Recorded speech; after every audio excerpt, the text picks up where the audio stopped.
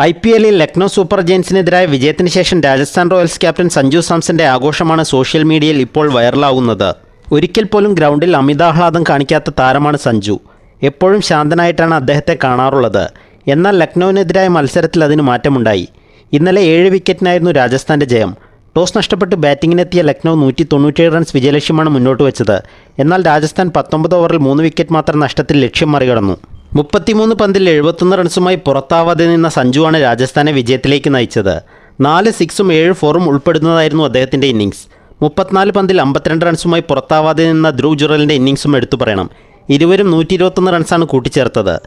വിജയ റൺസിന് പിന്നാലെയാണ് ഇന്നേവരെ ഒരിക്കലും കാണാത്ത സഞ്ജുവിനെ ക്രിക്കറ്റ് ലോകം കണ്ടത്. ആഘോഷത്തെക്കുറിച്ച് പ്രമുഖ കമൻറ്റേറ്റർ ഹർഷ ബോഗ്ലെ സംസാരിക്കുകയും ചെയ്തു. വരും ദിവസങ്ങളിൽ ഒരു സുപ്രധാന പ്രഖ്യാപനം ഉണ്ടാവുമെന്ന തോന്നൽ സഞ്ജുവിന് ഉണ്ടായിരിക്കാമെന്ന് ബോഗ്ലെ വ്യക്തമാക്കി. T20 ലോകകപ്പിനുള്ള ടീമിൽ സഞ്ജു നിർബന്ധമായും ഉണ്ടായിരിക്കണമെന്ന് കെവിൻ പീറ്റേഴ്സണും വ്യക്തമാക്കി.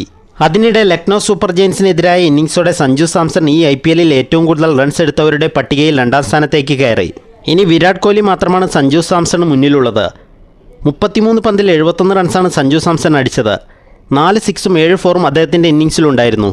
കോഹ്ലിക്ക് 9 ഇന്നിംഗ്സുകളിൽ നിന്ന് 430 റൺസാണുള്ളത്. കോഹ്ലിയുടെ ശരാശരി 61ആണ്. അദ്ദേഹത്തിൻ്റെ സ്ട്രൈക്ക് റേറ്റ് 145.76 സഞ്ജുവിന് ഇന്നലത്തെ ഇന്നിംഗ്സോടെ 9 ഇന്നിംഗ്സിൽ നിന്ന് 385 റൺസായി. 77ആണ് സഞ്ജുവിൻ്റെ ശരാശരി. 161 എന്ന മികച്ച സ്ട്രൈക്ക് റേറ്റും സഞ്ജുവിനുണ്ട്. 378 റൺസ് നേടിയ KL രാഹുലും 10 ഇന്നിംഗ്സിൽ നിന്ന് 371 റൺസ് നേടിയ ഋഷഭ് പന്തുമാണ് 3ാം സ്ഥാനത്തും 4ാം സ്ഥാനത്തുമുള്ളത്.